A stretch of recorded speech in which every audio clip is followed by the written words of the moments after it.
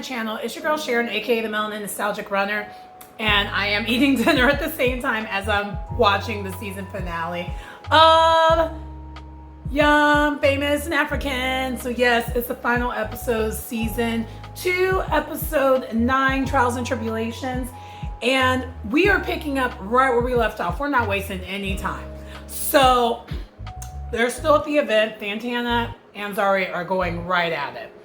And Fantana is just calling her nasty names. It's bad, it's not good, it's bad.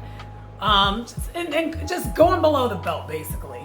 And Zari's being slick with her comments, but she's never called her out of her name or anything like that. Not once, which is crazy.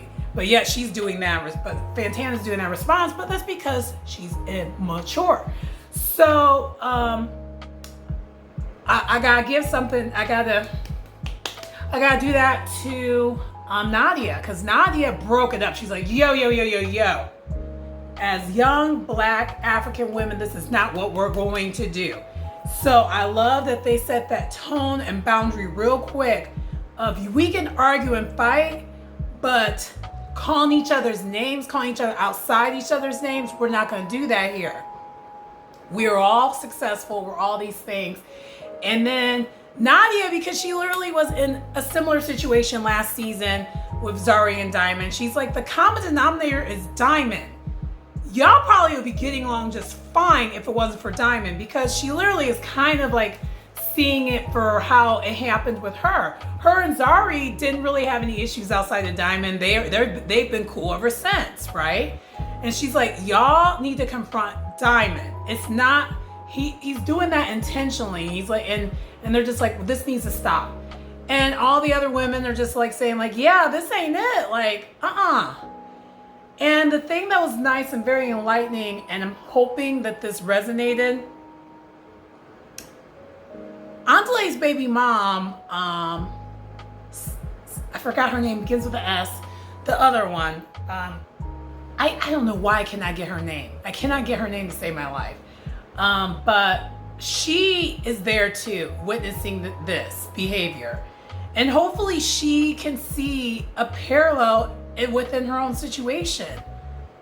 You two should not be fighting over a man. Y'all should be basically allies and basically confront the man like, look, this is some BS. What are you doing? Why are you trying to do this to us? Because really, this ain't it. So Zari and Fantana both calm down, and Conti's like, you know what? I'm about to solve this real quick. I am going to set it up where all 4 of us are together. Zari, myself, Diamond, and Fantana. It's going to get messy, but it needs to get done. And she ain't wrong, no matter what, because they're in a situation that's already messy. It's going to be messy. There's no way of like making it not messy. But that's what we got going on here. And I'm hoping this is similar to season 1 at the end, where things get resolved. So there's going to hopefully be some resolution all across the board with this episode. I kind of wanted to preface that, but that's where we're at on this.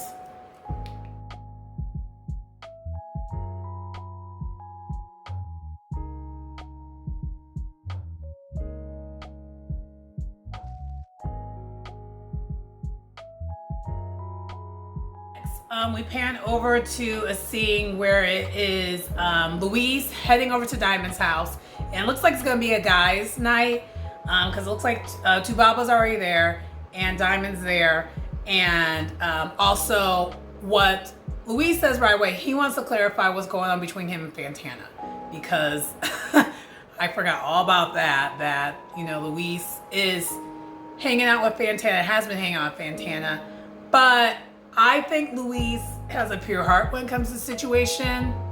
So hopefully no conflicts or nothing rise with that. So basically Louise is just letting him know. He gets there coming in hot. And by the way, I thought that was Tubaba. It was actually Nick who was in the house. He right away says like, yo. I'm gonna get out the way. I want a date with Fantana. Nothing happened. We're good. We're not compatible. If you want her, she's yours.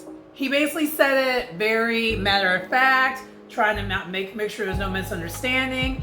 And then Diamond's reply is just kind of like, People are gonna come after Diamond. I think this is Diamond's reckoning. I think he's gonna get his comeuppance this episode. Like, you know, thinking he can have his cake and eat too. I think it's gonna catch up with him this episode because his response was like, hey, whoa, I never said she was my girl. And Naked is just there like, oh my God. So yeah, interesting already, right? So, I apologize, I'm eating in between. So, basically, apparently this is the next day, the next evening, because the guys already know what Fantana said to Zari and everything else. Like, the whole entire group already knows, apparently. Because guys weren't there. But we know Caitlyn was there, so Caitlyn's going to tell Naked what happened. And Luis has, you know, good friends there too, and they're going to tell him too. So they know what happened. And they're like, okay. So now they're kind of confronting Diamond, saying, hey, be truthful to us what is going on, because you have Fantana out here being super comfortable thinking she could just talk to your baby mama any old way. Which, again, that still is Diamond's fault. Whatever your situationship you have with a woman, you need to make sure that they're not disrespecting your family. And he needs to check it. Period. Point blank. So they're checking him right now like, hey, something else clearly happened here. So what happened? And I'll say this. I love this turnaround for Luis. I love it. I'm sorry. I love it. They're not clowning him anymore because they understand why he's the way he is. They're embracing him. Oh, this is why I love this show. I just gotta say. Let me say this, and we're still in the same scene, by the way, but the guy scenes are just my favorite. The way not enough reality TV shows have guy scenes. I feel like reality TV shows are usually women heavy or girls heavy, but not ever like men really having grown conversations, especially black men having grown conversations together. So they basically checked, they kindly checked Diamond. Diamond didn't take any offense. You know, they do it, you know, as guys can do, grown men do. And Diamond was like, if you keep playing around Fantana, this is what's going to happen. So he had a grape and he had a night, and he was like, this is going to happen to your balls. You should probably stop doing that. And then they asked, and then Diamond returns like, so what are you going to do? Your situation ain't much better. Like, kind of saying to Diamond. Diamond's like, no, I think I'm ready to lock it down. So I think his decision is made. I think he actually might finally commit to Katie. It seems like it's alluding to that. But we'll see. We'll see what this finale holds.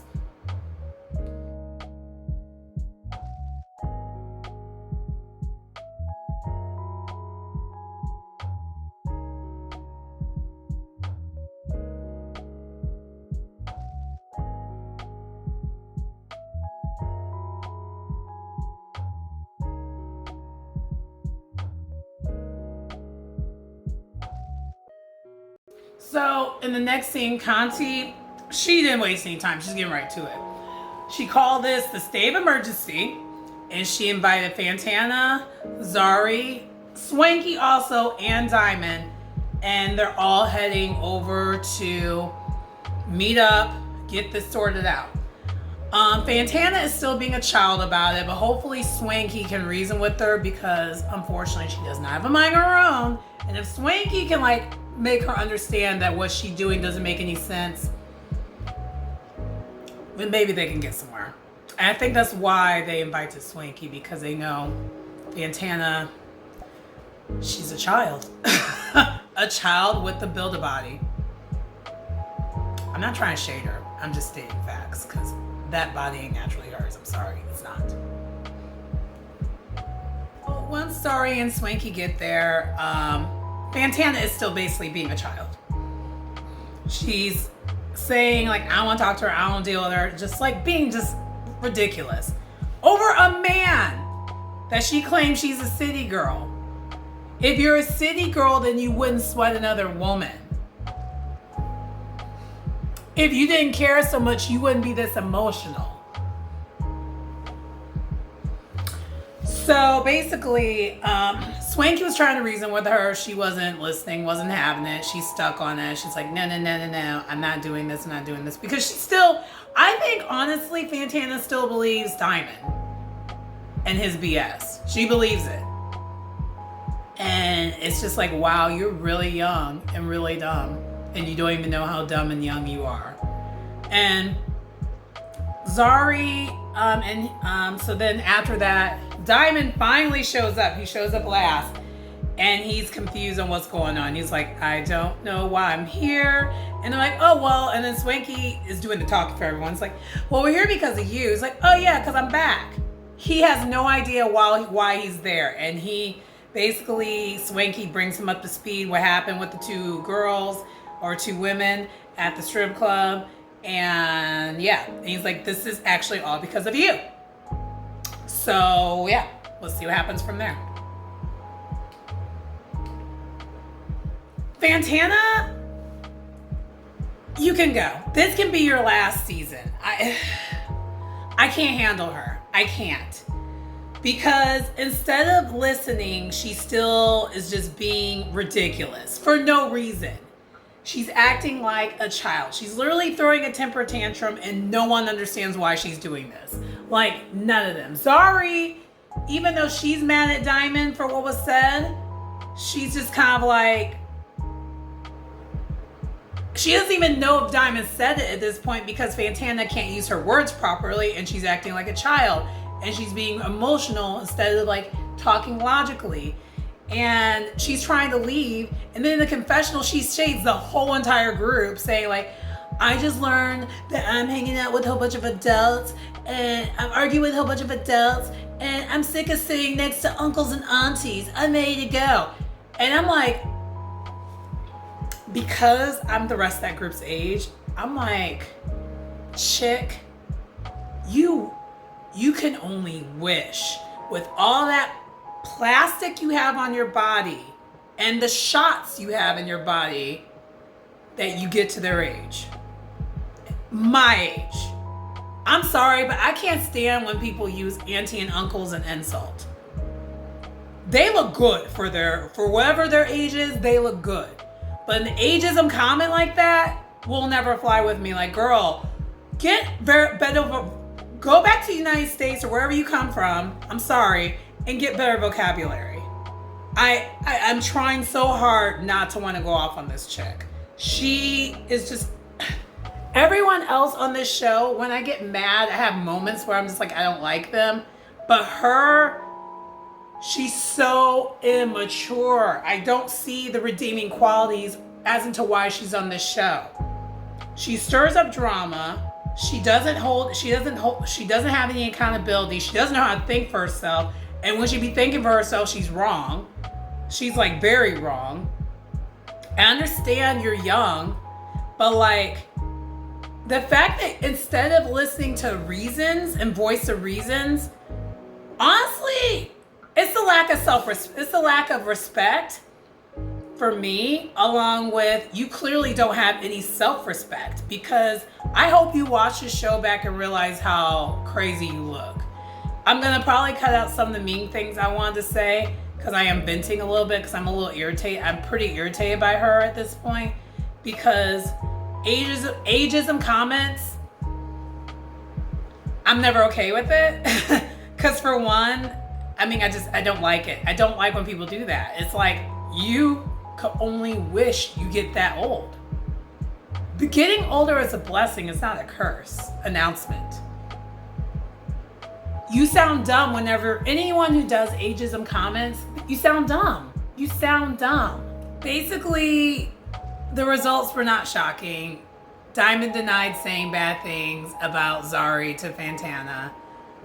Fantana is standing on that hill like, no, you said what you said. And stalemate. Nothing changed there. Except for now, I don't think Diamond will mess with Fantana ever again. I mean, rightfully so, he shouldn't because she is too much. And so basically it ended up where Diamond left the table and Swanky's going after him. So yeah, I don't know what to think. I feel like he did talk about Zari. Actually, I remember he did talk about Zari, but he only talked about Zari after Fantana asked. That's the part she's leaving out. She asked about her. Fantana is the problem. It's actually not Diamond.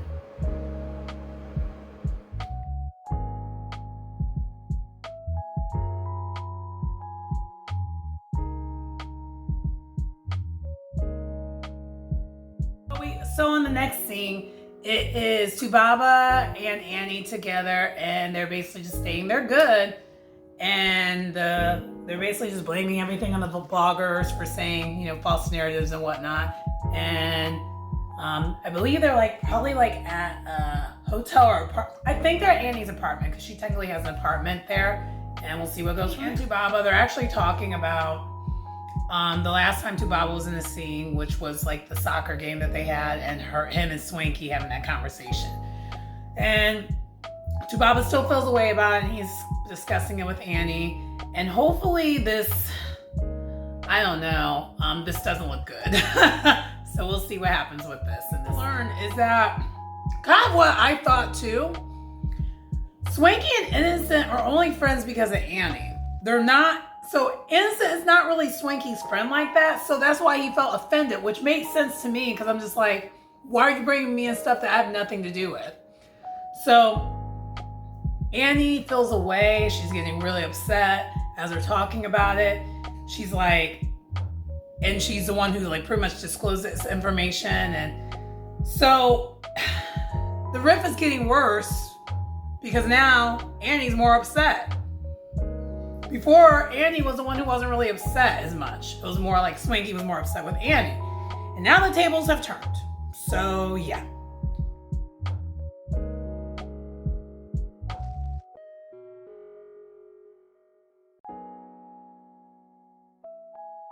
Oh, and the next scene, it looks like Showdown Part 2 is about to happen. The only difference is now Andale is in the scene, and Swanky's on his way to see Andale. I'm not sure if Annie's going to be meeting up with them or not, but yeah, we'll see what happens. Andale is finally getting some ground on hopefully finally resolving Swanky and Annie's situation. Because in the confessional, as you know, so one of the things that Andale did, he showed a video of how happy Swanky was when she was renewing her vows, and the best friend speech and all that he did. And Andale also mentioned, you're not just ending friendship with Annie, you're ending a friendship with Tubaba and their kids.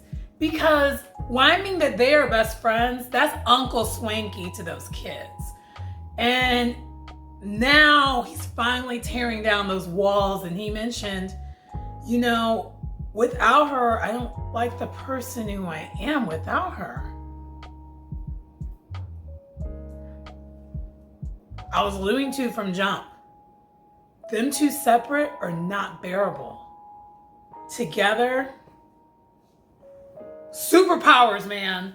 Them two are the best together. And so I'm hoping they both can see that. Now, I'm a little concerned now that Annie's gonna not feel that way anymore because of what happened just recently. But we'll see.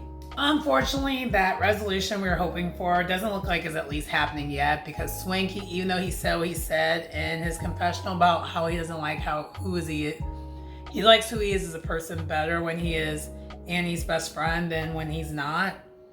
He still is hanging on to the fact that he did not get a real apology from her.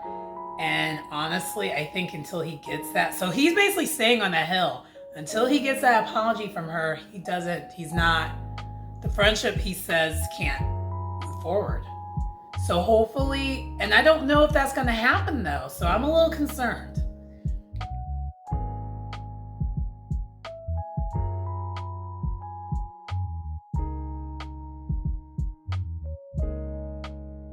The next scene is Quentin and Katie. And he's stating in the confessional ever since that trailer proposal, things have not been good, rightfully so. It wasn't going to be after that. But he basically said for her to put on her best clothes and they're gonna head out. And so she comes through this door. There's this giant, very expensive looking painting on the wall, and there's rose petals everywhere. And then there's these nice, beautiful stairs with rose petals, and he's leading her to it, and he's telling her to close her eyes. And he says he has something very important to ask her. Roses, candles everywhere. It looks like they're in a very, very nice hotel. There's a hot tub just outlooking the city. It's gorgeous. It's so gorgeous. Yeah. Oh my gosh. They almost got me.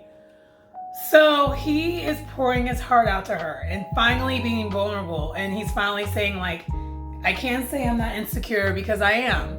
So even though I would want to say old Quentin is dead, he's still here. And he says every time she leaves the house, he thinks about that, how, but he can't show that he's insecure. So that's why he's basically explaining why he always has that mask on, because he wants to see her happy. Beautiful. After he did that, she lost it and just started crying, because that's all she ever really wanted from him, was to just be truthful of how he's feeling, because he's just feeling this. And I can identify with that. Only difference is my story ended differently, but I can definitely identify with that. But he did that. He finally said what was on his mind and how he feels and how much he loves her and reassured her. And then the very last thing he did, which was the cutest thing ever, a callback to the first season, is he gave her this box and he gave her the official keys for her moving in with him. Because she's lived with him forever, but like, she just kind of just brought her, she did the, I'm trying to think what you call it, because I've done it before too. I mean, I feel like all women have done it once or twice. You bring one bag here, and then you bring another bag here, and you bring another bag here, and then voila, we live here. I live here now. That's what she did. So she never really officially moved in with him. So they made it official. And honestly, I just kind of wish that trailer proposal didn't even happen. All he needed to do this whole entire time was this. And that probably would have been it for him, because I think she truly does understand why he doesn't want to get married right away, because he's scared. He's had 2 failed marriages. It's very well known. Everyone knows that. One of them was a super public marriage, that ended. So, yeah, it was romantic and the most beautiful thing ever. And I would love that. I love that. I love love. We love love over here. We love love. So it was beautiful. I love in his confessional, he straight up said, like, hey, I know we're silly a lot, but I want her to know I'm not for play when it comes to us. I'm for real. And I'm like, oof, I would love if someone said that to me. I'm not for play. I'm for real when it comes to us.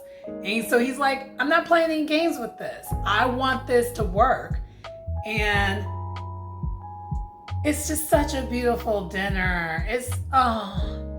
This is probably so far my favorite scene for this episode, easily. Because I'm just like, aw, I love love.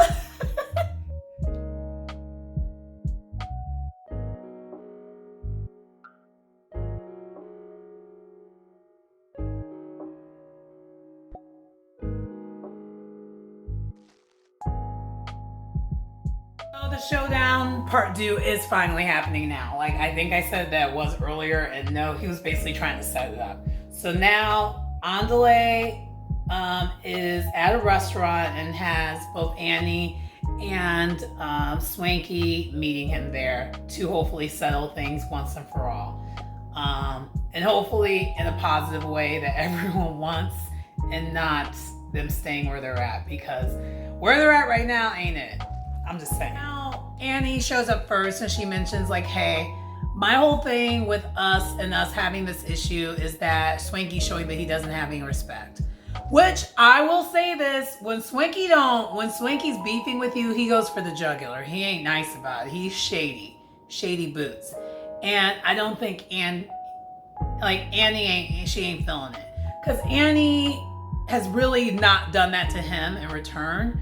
But yeah, basically, Andale, so Swanky showed up, so now Andale's like, hey, I want to help you guys get closure, but we need to do it my way. And I'm hoping his way is the way that will get them somewhere, so that also will mean Annie will need to be transparent and really open. And because she is towards Andale, so I'm hoping she does do that. And I'm also hoping that Swanky doesn't do his Devo thing he does when he really ain't dealing with you. But I think Andale is a perfect neutral party to help resolve this. They started dogging the crap out of each other, and then they brought each other's families into it. Forgot that the cameras were there. It got bad. It got real bad. And Andale almost, like, he stopped them both, and he was like, I'm leaving. I'm not doing this. He was like, take off my mic. He was about to just leave. He's like, I can't. This is not what we do. And I love this group for that reason. And again, minus the one person who I mentioned earlier on, everyone else has this understanding of this is not what we do. So they both got back down to earth. They both started apologizing to Andale because they saw that they both were just acting ugly. And neither of them act that ugly ever. They were cussing at each other and everything else. I've never seen them do that to each other ever. It was dirty. It was nasty. And it's like they both were possessed. And then Andale was kind of like the angel who's like, I'm gone. I'm not doing this. And they were like, oh, and they snapped out of it. Both of them snapped out of that hatred train that they were just throwing at each other. And so hopefully after the apology, something happens here where it's positive. We'll see. They got me. They got me. I hate it. I hate them for this. They got me. So, Annie finally did own up to it and apologize. She actually explained everything that was going on. And ironically, it took Swanky to call out the in-laws for her to admit she had all the stuff that was going on with her and the rumors. She started getting suicidal. Trigger warning. She started getting suicidal. She wasn't getting along with her in-laws. Her in-laws were basically just hating her because I think they were probably blaming her for the rumors that were going out about Tubaba. And so up until that point, she always had Swanky as a constant that would have her back and basically be there for her because she doesn't trust people. She really doesn't trust people. And so without Swanky, she had no one to go to and no one to trust anymore. And so she cut everyone off as a result of that. And that's why this whole entire season, she really hasn't dealt with anyone else other than Andale. Because Andale is friends with both her and Tubaba. And he's kind of the only one in this group that has some of a voice of reason. And he's pretty much even keeled for the most part. And Swanky was mentioning, because of this situation, because Swanky's normally the fun-loving, bubbly guy. Like I mentioned, I think I mentioned at the very beginning, first episode, that he's normally the fun-loving, bubbly guy. He's not this drama guy.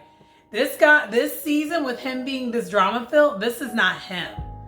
This is him being hurt and him not having Annie in his life.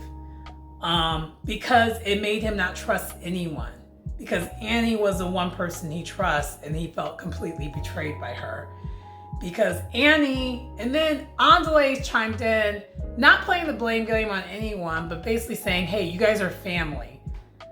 Annie, I'm holding it to you a little bit more. So he was the only one that could call Annie out on this. He's like, you are Swanky's big sister. You need to be a big sister right now. And that's when the apology happened. This is when she finally was transparent on everything that was going on. And we're finally getting some resolution, people. The main thing that we needed the resolution on, we're getting it. They truly made up, guys. They truly made up. I'm sorry. I'm not someone who likes to cry on camera. I'm not trying to cry, but oh my gosh, they truly made up. So they hugged it out, and the magic that is them two, even when they were hugging, it came right back. She's like, can you dress me up? Can you take me out? Can you make me pretty? Like she's doing her thing she does, like the thing that made me like Annie first season. She was back. And Swanky was so much lighter. Old Swanky. We saw old, so when I tell you they needed to, like, them two together, I tell you, they're the dynamic duo. It's not Batman and Robin. They're equal. It's like the Avengers. There we go. Avengers would be a better analogy because none of them are the sidekick. They both are the mains together as a force.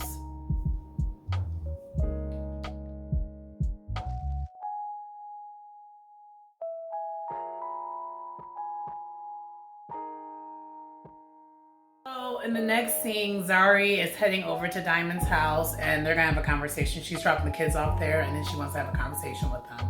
The kids already went away into Diamond's house. And one thing I noticed is really cute that happens with Diamond every single time. Every single time he sees the kids, he always has gifts for the kids. It's the cutest thing ever. But anyway, now Zari and him are talking and they're getting right to the meat and potatoes of everything. Really talking about how this conflict started and why was there drama. And Zari's getting right to it. Zari's the one who brought it up, but they already knew this is what they're going to talk about because clearly they left it very unresolved. So yeah, Zari's checking him.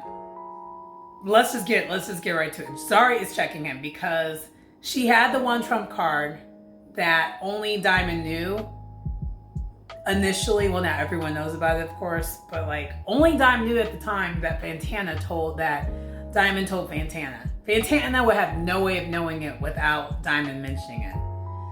And he's trying to say Fantana came to him with that news. And he doesn't even realize how dumb that sounds and how that's a complete lie. He is a liar. He's a complete liar. He's getting exposed badly towards the end of this season, which is good. Hopefully Fantana watches his back and realizes she was acting like a freaking child. But probably not, because she just seems really dense and dumb. So she kind of put him in his place, but she kind of wavered. And I can't stand that she did that, but she did. She did not hold his feet to the fire completely. So she knows he's lying, but didn't really do much. I thought she was getting him together. She kind of did start going off on him, and then stopped.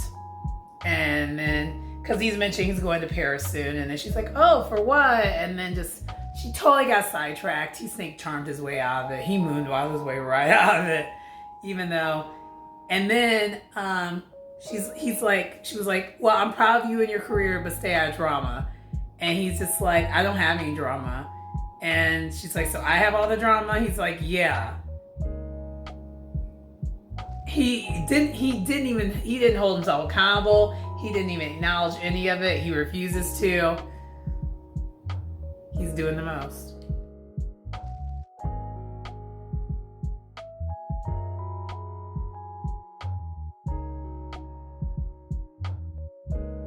So he's about to leave to go to tour, but he's gonna meet up with Fantana one more time. That's this next scene. He's at the airport, about to leave to go to Paris, but he's meeting up with Fantana. And hopefully, I don't know what's gonna happen with this, but it's interesting. I kind of want to skip through the scene because I don't care about it. I don't like Fantana. So she literally forgot that she should be mad at Diamond because she said she was annoyed. She wasn't even mad at him, which is nuts. She is just giving delusional. She's so delusional. It's pathetic. And then he's basically stating everywhere he's going as far as the tour is concerned. And then he mentions Malawi. And she didn't know that was in Africa. Even though that's the continent you're on. I told you. Dense.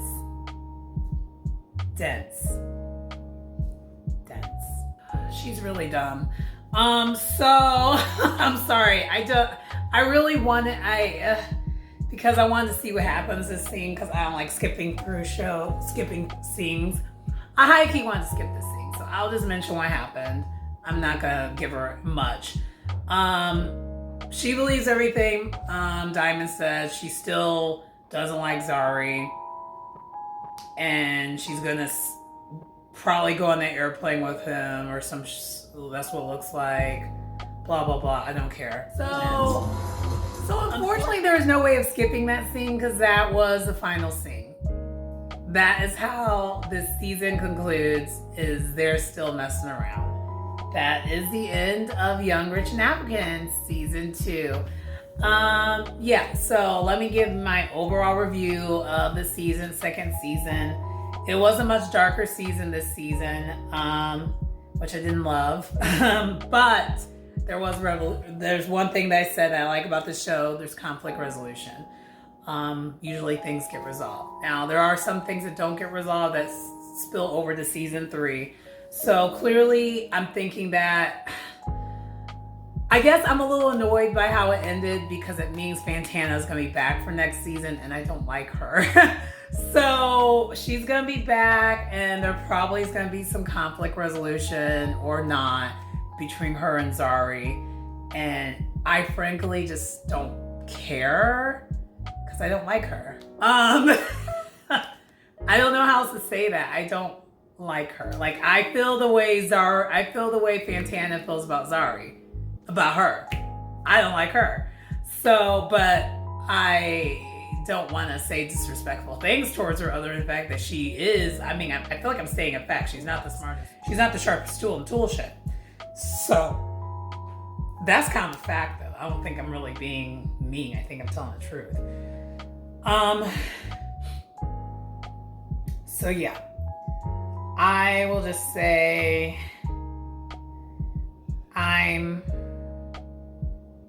but overall I did like the show. I also love that Swanky and Annie finally resolved their issues. I like that we never did get conclusion for what happened with Andale, so we still don't know. So that might carry over to next season too. So we didn't get that. I noticed we did not get that. Conti did not really share her life much this season. She shared a lot more last season, not so much this season. Nadia, she just never shares her life, so I wasn't that surprised by that. And I mean, she's all right. I actually could tolerate her before I could tolerate Fantana. Louis, I want him to come back so bad. I really like him. He's a great addition to the cast. And even though he was giving confusion towards the beginning, I want him back. Bonten, she didn't even stay the whole entire season, so whatever. I don't really care. I don't know if we're gonna see the other baby mom again. I think we're clearly gonna see Rosette because she seems like she has like a relationship with the group. Outside of Andale. So who else? Annie and Tubaba seem to be good, so that was good. Naked and Caitlyn, I love that there's resolution there. We see that their relationship is progressing forward, so that's good. Trying to think anyone else. I think that is everyone now I think about it. I think I named everybody. So anyway, Please like, comment, subscribe to the channel if you get anything in the content. And again, let me know if you want me to review season 1. I can go back and go to season 1 and review that for you. It's your girl, aka Sharon. Wow, it's your girl. I don't know what I just said right there. It's your girl, Sharon, aka the Melanin Nostalgic Runner. And I will see you next time. Bye.